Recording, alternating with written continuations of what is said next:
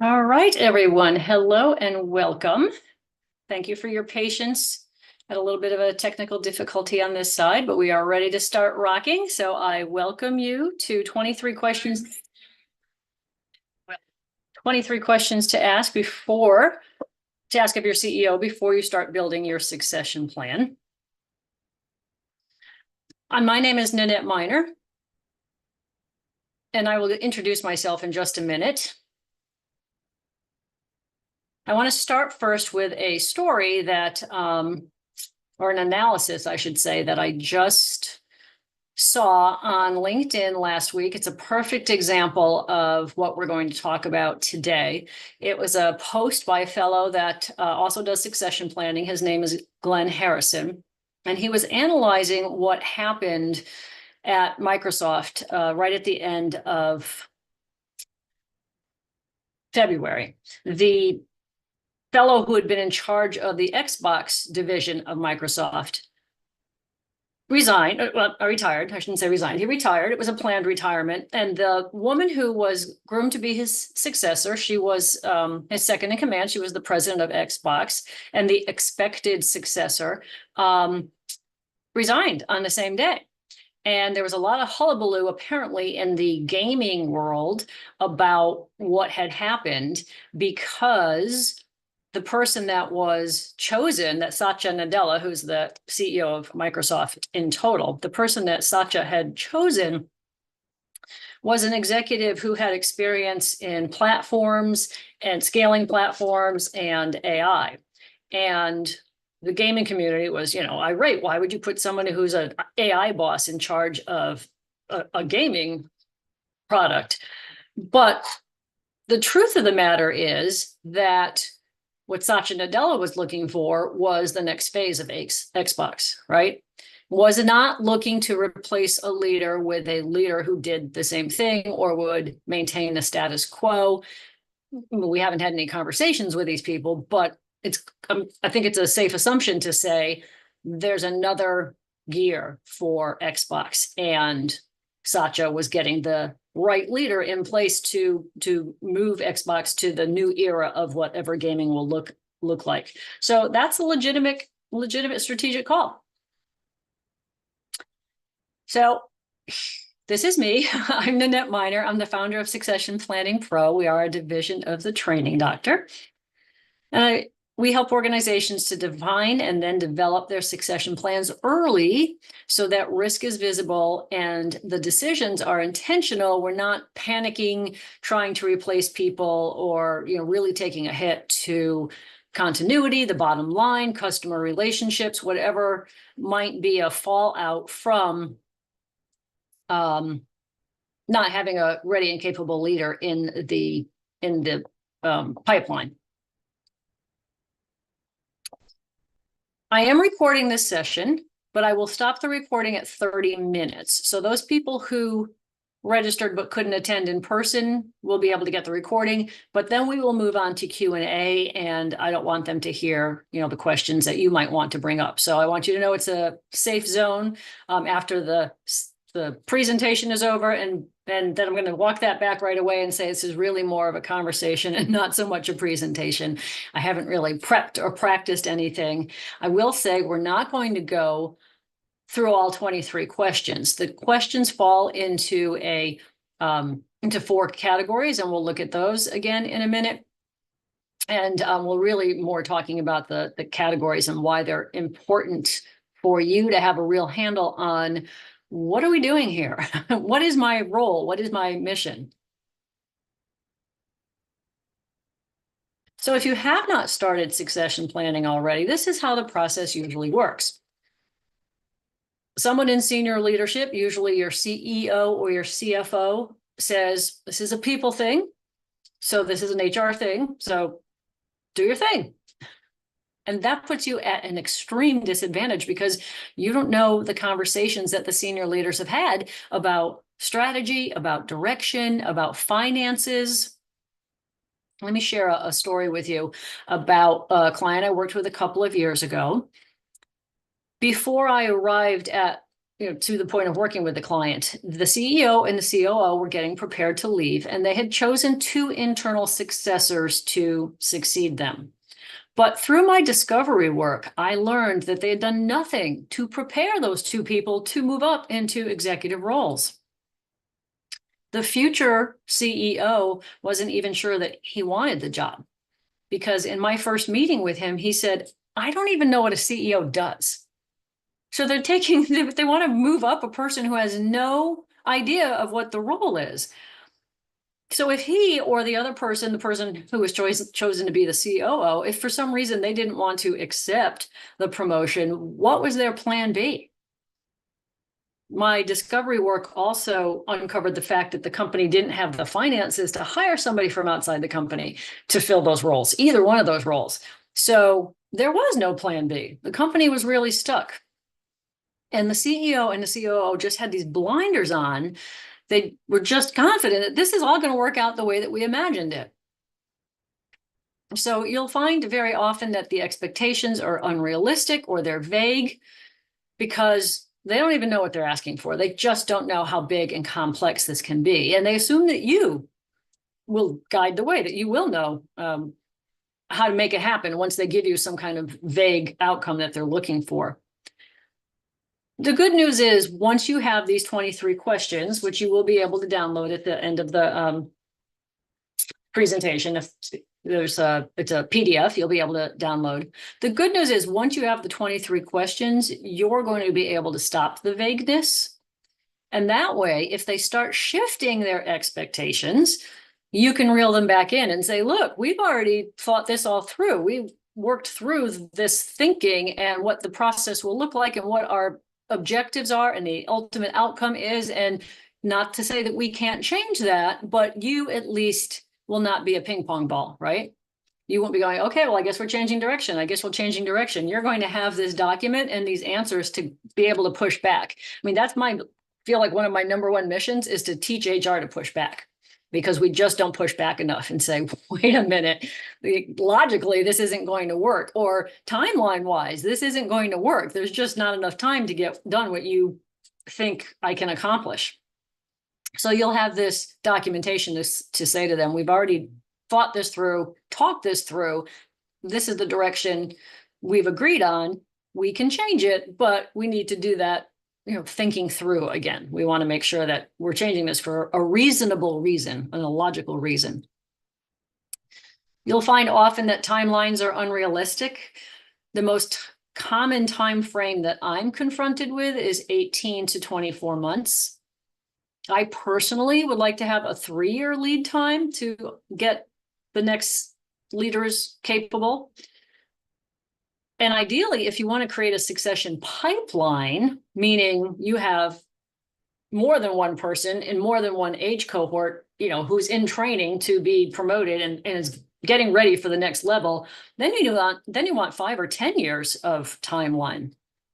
Because you have to figure out the professional development, the experiences, the exposure that the next person will need, whether that's a CEO or any other senior leader. You need to make sure that they're competent before they are promoted, which sadly we don't do in that order very often, or often we find that we're not doing it in that order. We promote somebody first and then we go, okay, let's get you up to speed now.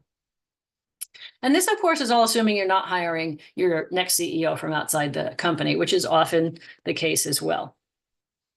So when we don't have these conversations up front, we have these vague and shifting expectations. The timelines are unrealistic. Everybody gets nervous, especially you. The pressure is on, especially you. Everybody has opinions. Few people have any clarity. And the clarity that you are looking for is, why are we doing this? And how are we going to get it done?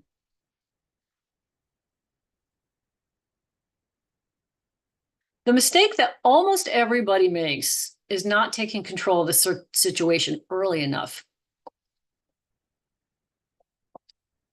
But that's because generally, this is the first time that HR has ever had to do this. We don't, as a role, do succession planning that much. And Honestly, I think it's because that boomer cohort was so big that when a boomer left, another boomer was already there in the pipeline, and that boomer generation was different. They stayed on the job 20 and 30 years. And so by osmosis, they were prepared. But now we have a very different makeup in our organizations, and we have to think a lot more purposefully about who's in the pipeline, what is their skill level, where do we need to get them to, and do we have the time to do that? And will they stay with us? Is it worth the investment in them? Until I would say maybe the last 20-ish years, we just really didn't have to look outside our organizations for replacement leaders. And now it's the standard operating procedure, but we're still operating under these old assumptions that because you got a title, you know what you're doing. So you need to understand the intent, the assumptions, and the vision of the succession plan before you start any of the planning. I will say too, this is assuming that you're working with a smaller organization that doesn't have a board. So your conversations are going to be directly with the CEO. If you do have a board, then you're going to take the lead as the strategist, and you're going to appear before the board as well. And you're going to say, I need to know what your intentions, your thinking is, so that I can fulfill those, so that the mission and the vision of this company is fulfilled through the leadership that I help you choose.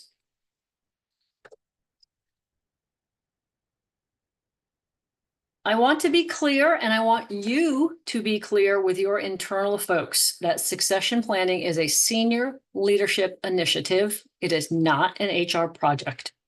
It's not a one and done thing. It is not a task that you are going to complete. It's about business continuity, and your role is to surface the risk so that there is business continuity. You're not there just to fill boxes and find replacement leaders. The quality of the conversations that you're going to have with your CEO will determine the quality of the plan. And I think this is really going to increase your profile if you're not already a Chiro. This will increase your profile. A piece of hair in my mouth, excuse me.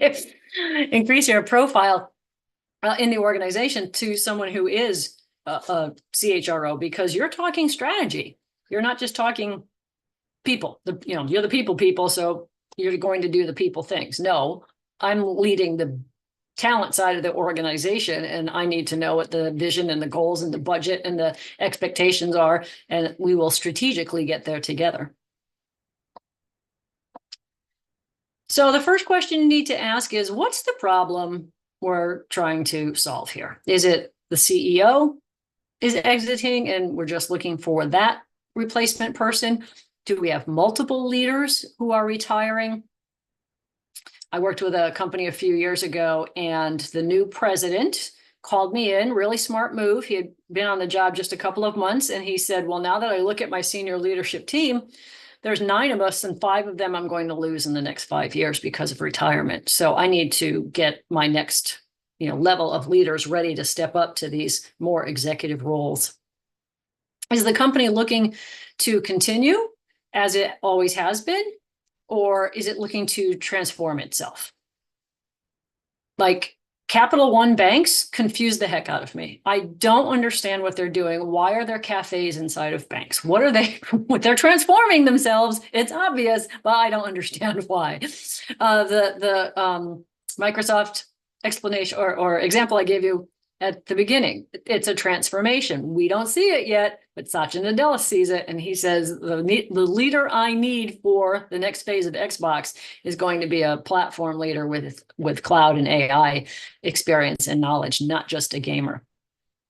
And are you looking for short-term coverage? We want to at least have one replacement leader for everybody who's a senior leader now, or are you looking for that long-term bench strength? And actually, those are two ends of the same continuum. Obviously, you're going to start with, okay, who's all our replacement leaders? So we have some peace of mind that should anybody leave us, we're not making panicked, urgent decisions.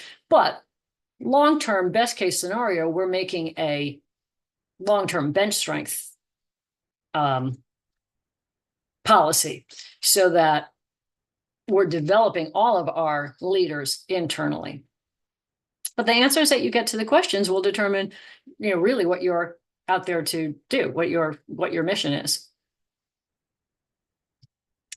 So I told you we weren't going to cover all 23 questions, but the areas that they fall into are the 4 that you see here on the screen. So we will touch on each of these areas today. So let's get started with timeline and intent. Through the questions that you will ask in this category, you will often find yourself saying, oh, we are going to have a problem here. Is this about one role or multiple roles? You're going to find it's about multiple, even though initially your CEO has probably said, I'm thinking of retiring in the next few years. Let's start looking for a new CEO. Through the questions that you're going to be asking, you're going to find, oh, we got more people who are ready to go. I often find during my discovery work that other senior leaders are also thinking of retiring soon, and they just have not made their intentions known.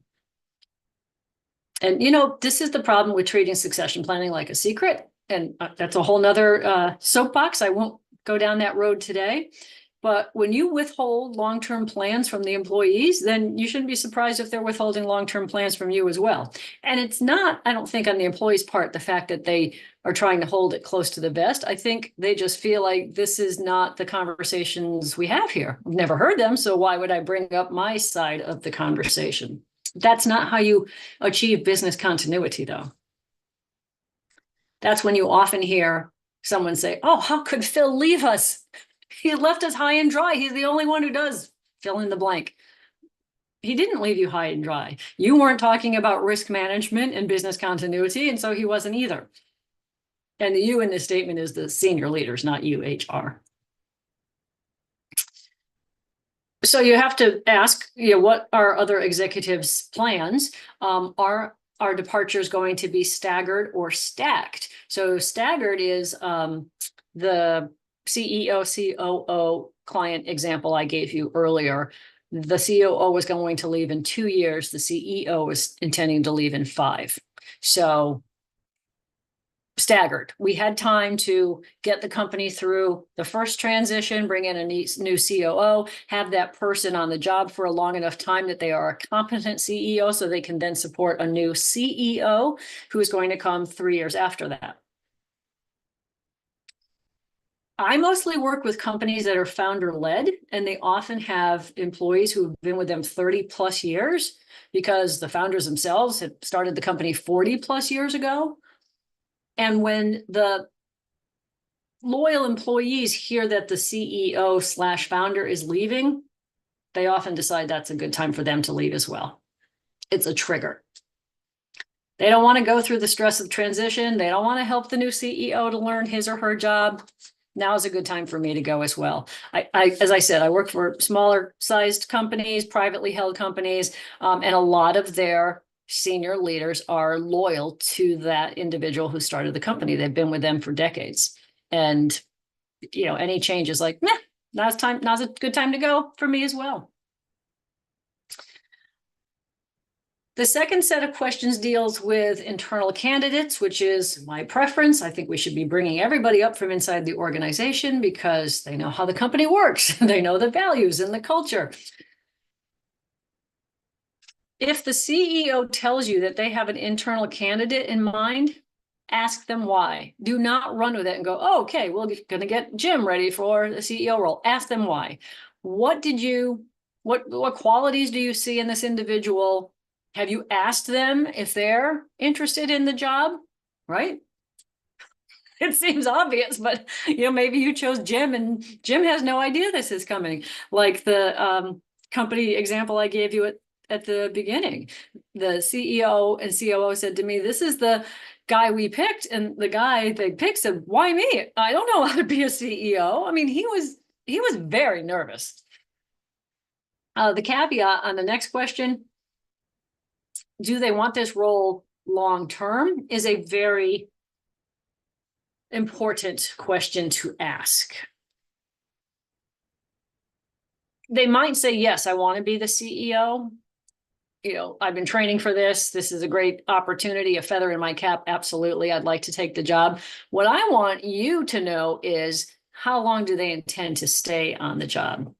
I mean, every brand new CEO basically comes up internally, right? You're not going to hire somebody from outside the company who's never been a CEO, who also doesn't know how your company runs and also doesn't know your culture. I mean, that is risk, right? So your job is risk management. So you're probably going to bring up somebody who's already a known entity and has relationships in the organization, understands the vision and the goals, and will maintain the culture.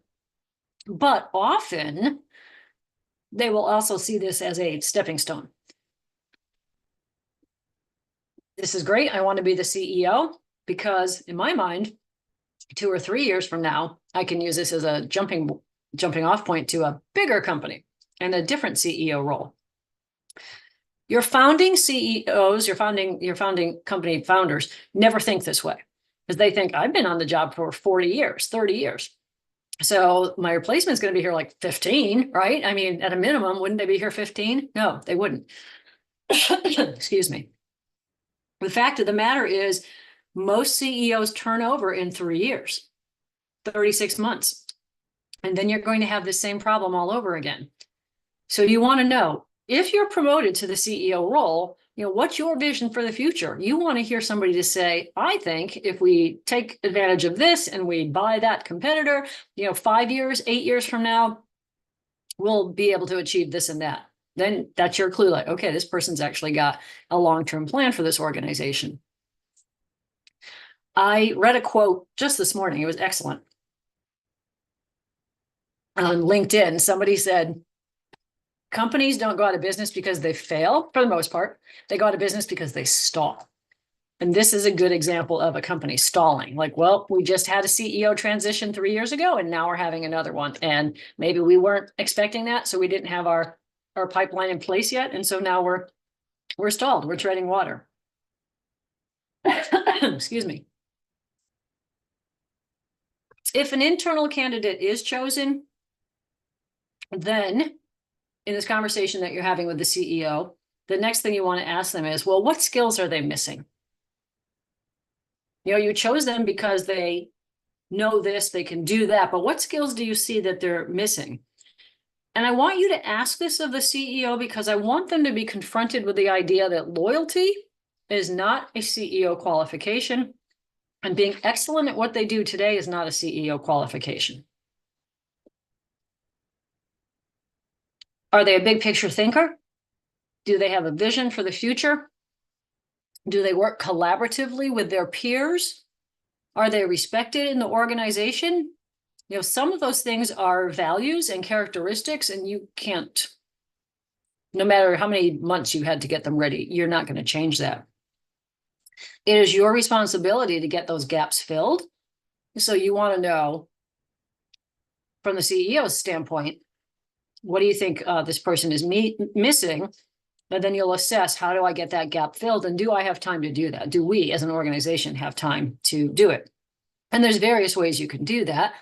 You can send them out for training, put them in a CEO group or a COO group, like a Vistage group. You could get them a one-on-one coach who meets with them regularly and helps them to start thinking more like an executive. There's lots of ways you can do it, but they all cost money, and they all take a different time frame. So you have to have that leeway.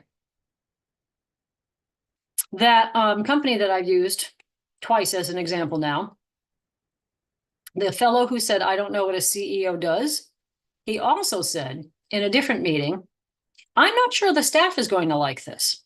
I'm more of a command and control leader than who their current CEO was.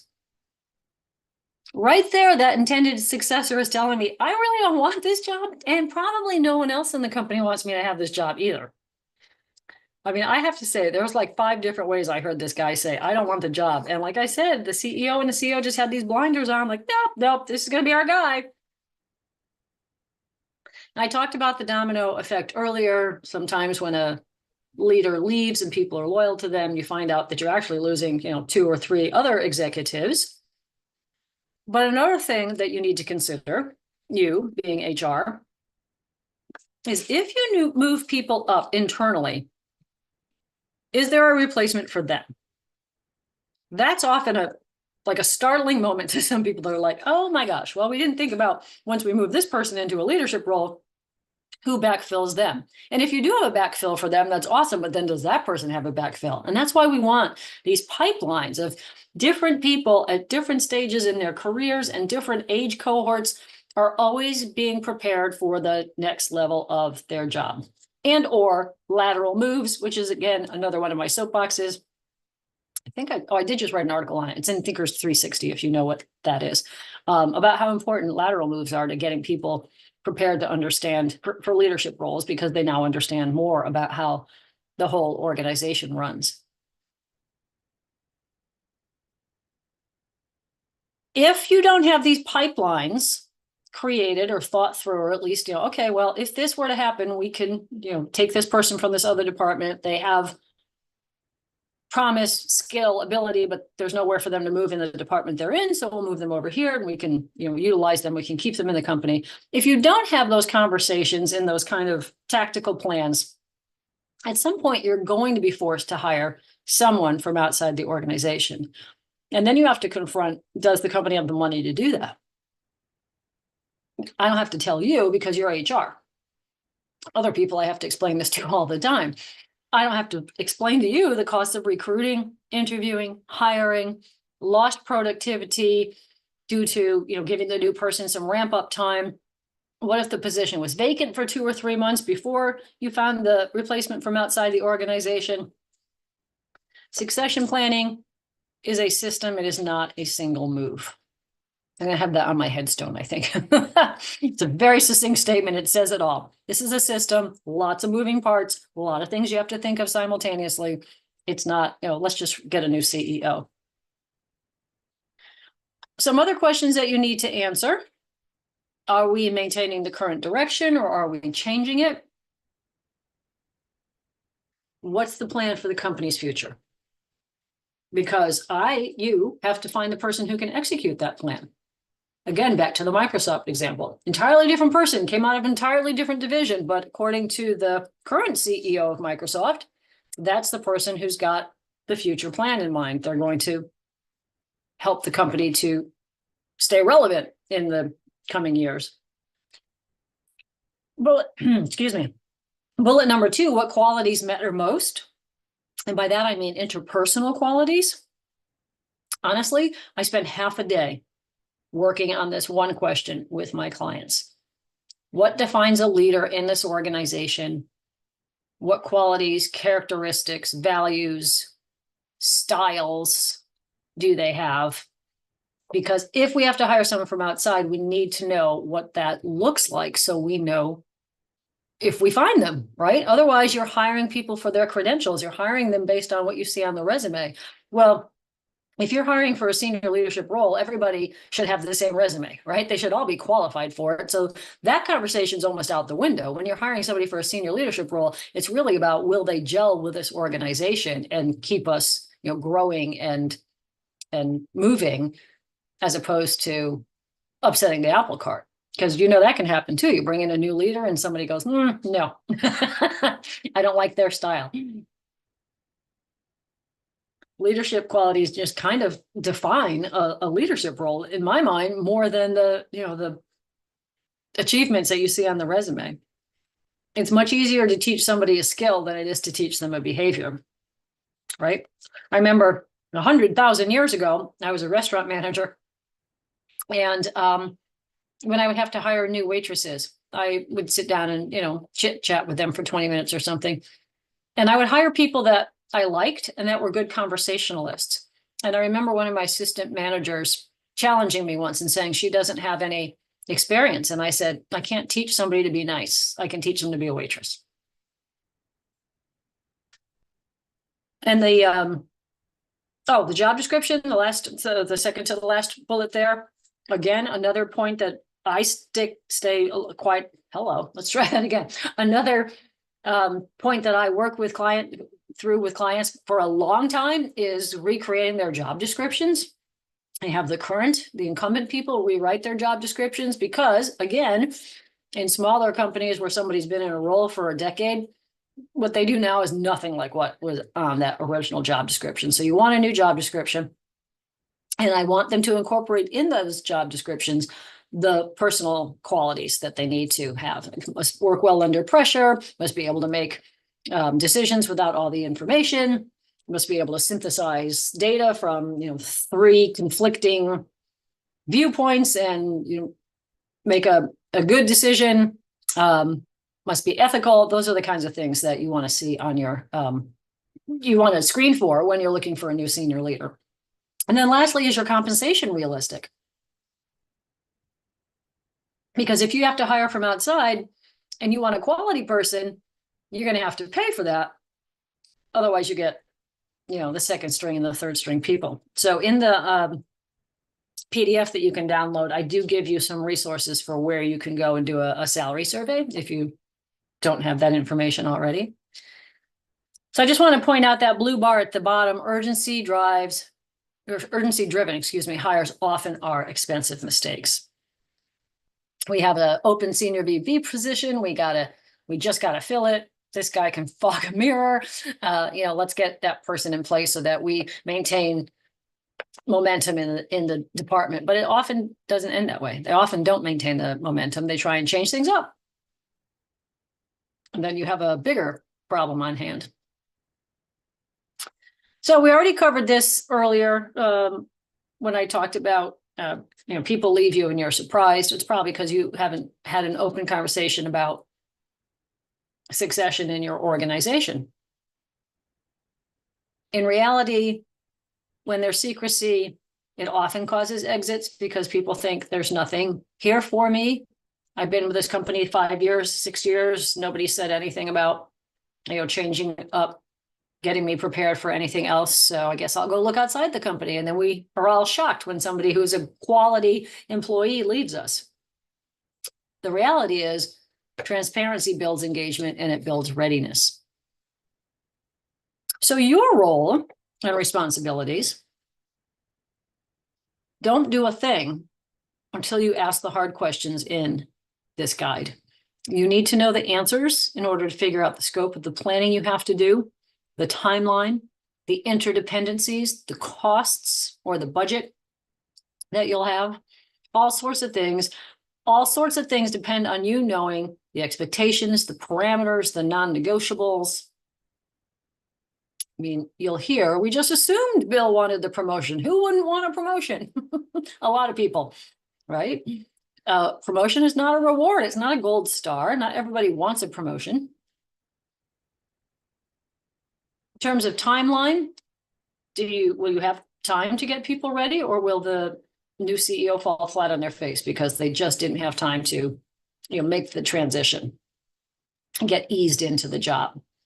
Ideally, your outgoing CEO and your incoming CEO will overlap while responsibilities get transferred, while forward-facing communications happen. Your new CEO should be the one meeting with bankers, answering questions from the board, making announcements to the employees.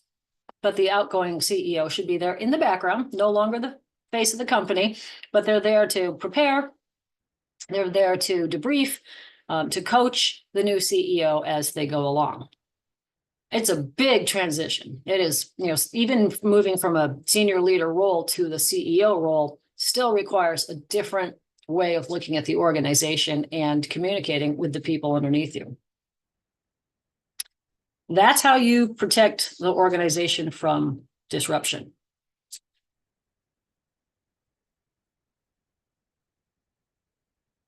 So the point of this guide and the questions is to enable you to be strategic about succession planning in your organization, not reactive. Ask the right questions, ask them early. It will change everything.